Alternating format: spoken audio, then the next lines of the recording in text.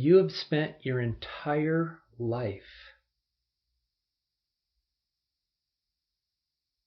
trying to gain something, trying to earn something, trying to grow something, trying to become something that you have never lost.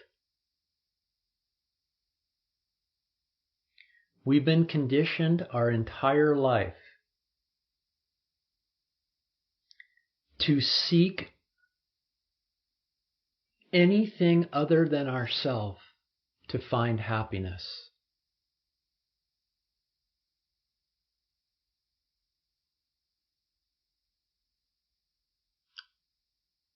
This seeking is not our fault. It's just the way we've been conditioned, especially in this hemisphere, that everything that we long for is to be found out here. That's the story. Out here in wealth and in careers and in objects, relationships, substances, activities. But all of that is in search of one thing: yourself. You're in search of ever-present happiness. And we've been conditioned our entire life that it's out here and we've got to find it.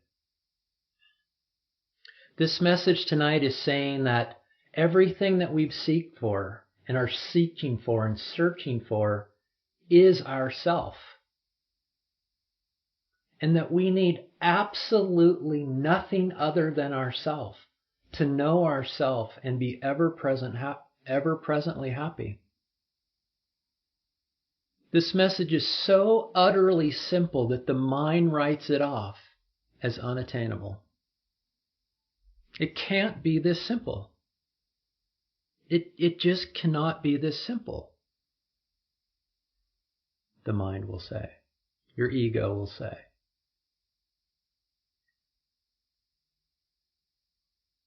So what is being pointed to here tonight is unimaginable. It's unbelievable.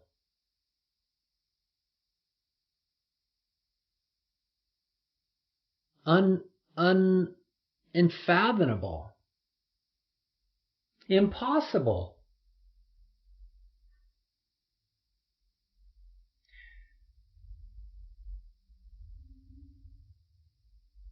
And yet,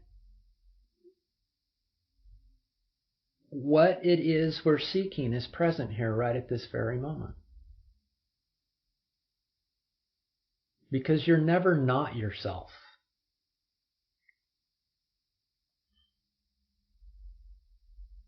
What's being pointed to here tonight is known as non-duality. Non-duality means not two. That there isn't dualism here. Somehow there isn't dualism here. And that's what I'm going to point to you tonight. That's what I'm going to attempt to try to describe to you tonight, what non-duality is. It can't be known. You can't know this with your mind. You can't describe it. It's unnameable. It's unknowable. Yet you are it at this very moment.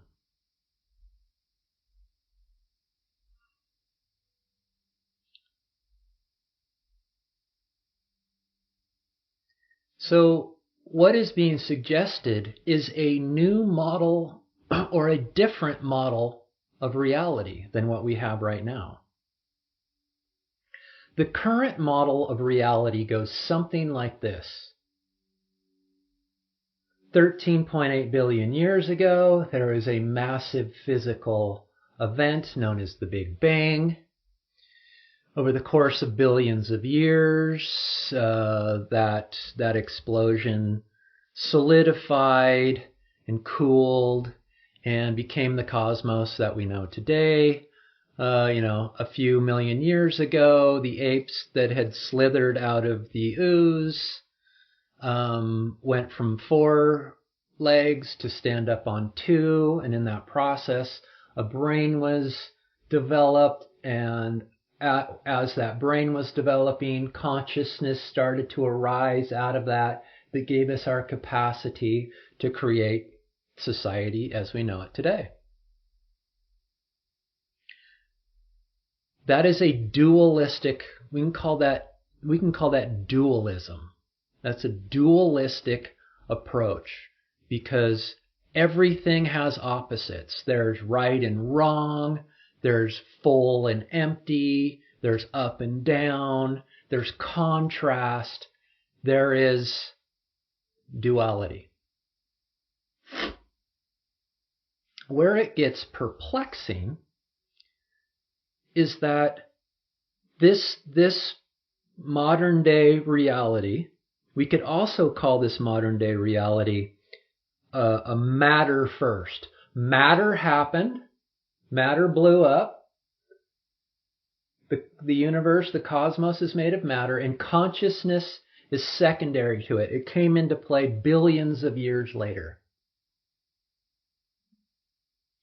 So where it gets perplexing is that there is not one shred of evidence for this model. Western academia has never located this modern day model of reality. Let me give you some examples.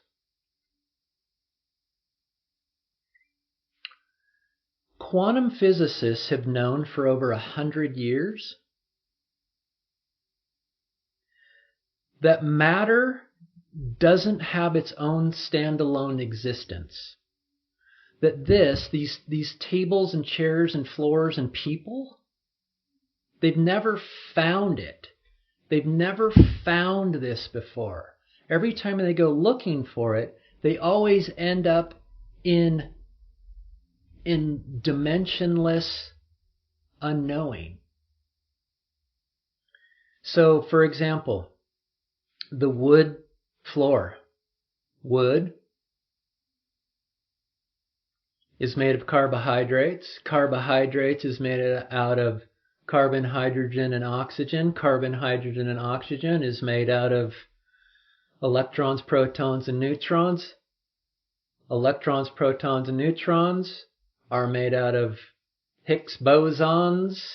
Higgs bosons are made out of neutrinos. Neutrinos are made out of dark matter, and dark matter is made out of dark energy, and they have no idea what dark energy is.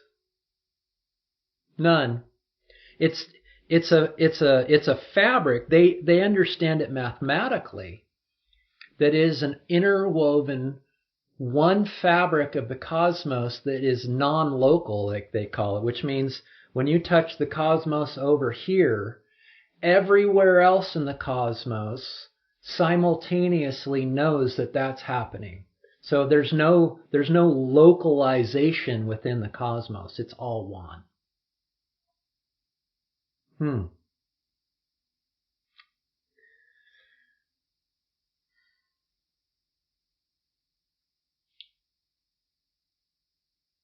Neuroscientists still today have absolutely no plausible idea how consciousness arises out of brain activity. Or you could say how consciousness arises out of matter. Because the brain is just matter.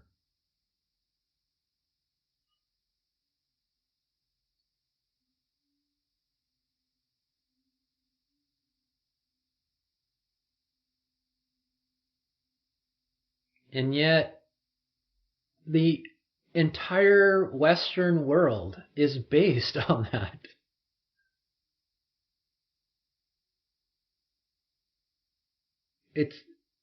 It's based on consciousness arising out of the brain.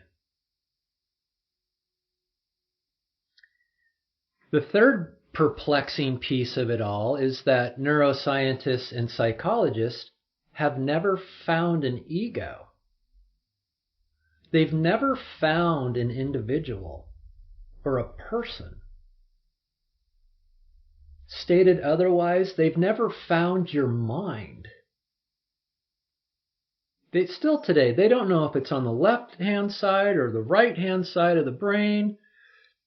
They don't know how it works. They can't isolate it.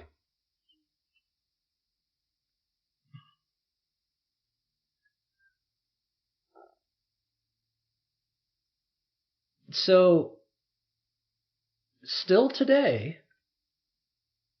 what this is saying is they haven't found your body. They haven't found matter. So they haven't found your body. They haven't found your mind. And they have no idea how all of this is coming out of the brain and consciousness. So what's being proposed here is that matter-first model is what's driving all of the inner turmoil that we experience and all of the external turmoil that we have been drastically seeing over the last few years. Because the model of reality is incorrect. This matter-first model, this dualistic model, at its core, is a model of separation. That all of these 8 billion people have their own independent existence, separate from everybody else's existence. So there's a bunch of localized existences running around, controlling or manipulating the other objects within the world. The moment that I think that you're over there and I'm over here, I have to defend myself from you in some way. I have to be cautious of you because there's a possibility, of course not specifically you, but you in general, us in general, world in general, is trying to better itself. Each person's trying to better itself because it's in a state of fight or flight, so to speak, because it believes it's separate from one another.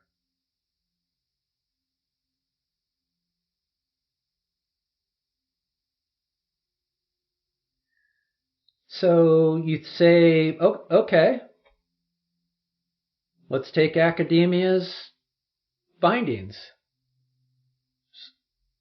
So what? I still feel like I'm here, and it sure does seem like you're over there. So how do I get on board with these findings? And how do I experience them? Can they be experienced? Because the model says it's separation, but the finding says there's nothing but unity here. So how do I get on board with a unity-first model, so to speak, instead of a separation-first model? This is when you bring in the Eastern philosophies or mindsets. This is where non-duality comes in. Non-duality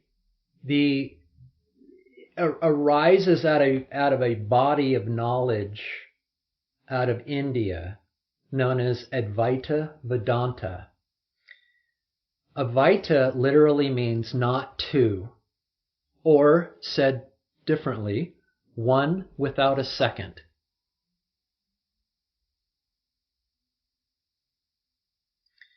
Advaita, and so Vedanta, it's Advaita Vedanta. Vedanta means, in a Western term, it would mean philosophy. So it's a not to philosophy, but more clearly stated from an Eastern point of view, it's a way of being. Non-duality is a way of being. Advaita is a way of being.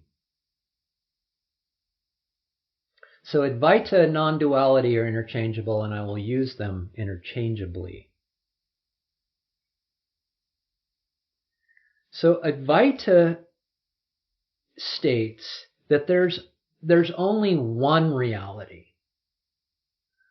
Where if we contrast that against the matter-first model, the matter-first model says there's at least 8 billion realities, where we each have our own little reality of existence. This Advaita says, no, there's only one reality. There's only one substance here. There's only one substance that is only appearing as many objects. Advaita says that this one reality is yourself, is self. And that the self is the single residence of peace, happiness, and love.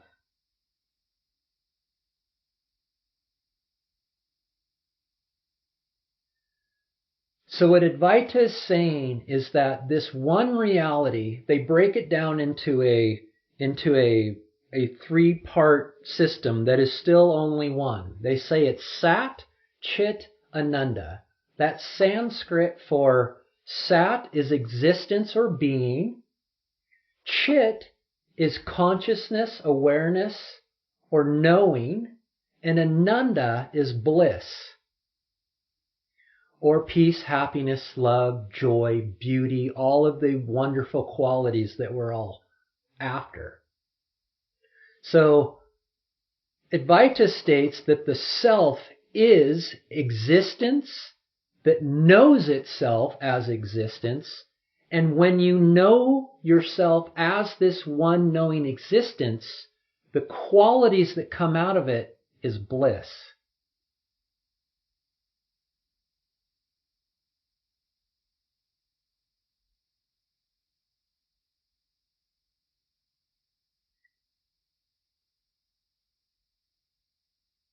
And you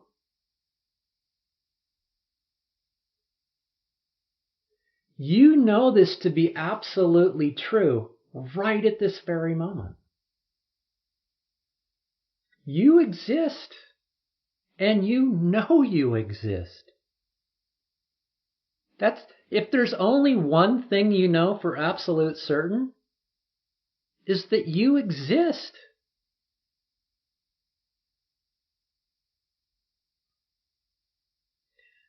Ask yourself the question, do I exist?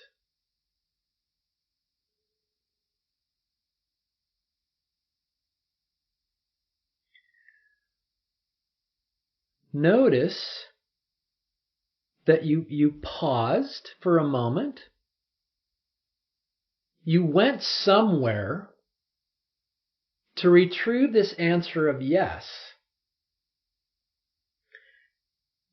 Yes was found, and it was brought back, yes, I exist. Notice that you didn't second guess that answer of yes is so interwoven into your being that of course I exist. Also notice that you didn't consult your mind to find that answer. You didn't go here to say, hey, brain, ego, myself, my ego self, do I exist? You didn't do that. You went in to a place, you found the answer of yes, and you delivered it. even if you were going to try and be a smarty pants and say, I don't exist, well, what had to exist to know that you don't exist? Your existence is inescapable. Even if your life depended on it, you couldn't escape your existence if you tried, even if you were to take your own life.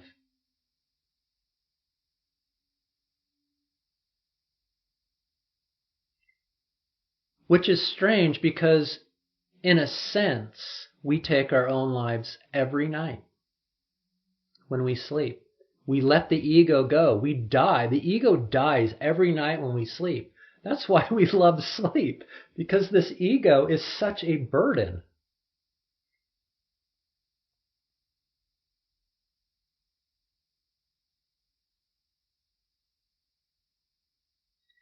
And when we fall asleep in deep sleep, we wake up the next morning saying, I slept well or I didn't. Well, what was aware?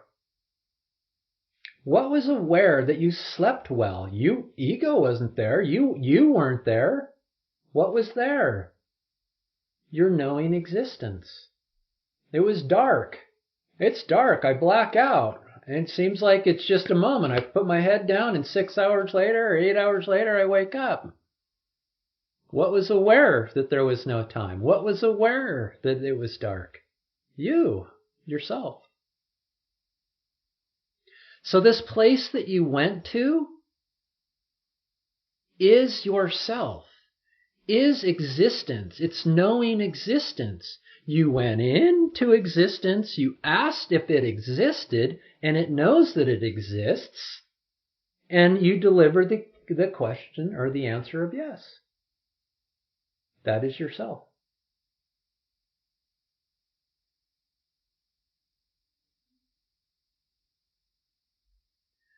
So this is Advaita. This is non-duality. Non-duality, again, says there's one substance here. And this one substance is total unity. When you know yourself, you know this one reality as unity, and therefore you're not over there and I'm not over here anymore. And fears drop away. So that's the new model. We're saying the current model is flawed, which creates all of the turmoil in the world and the turmoil within ourselves. And we're moving to a model of unity where, because there's no separation known, then this is not a threat anymore. It doesn't mean that you don't move away from things you don't find that could benefit, so to speak. You do still move away. There's an element of preservation, but you don't get scared or fear from it.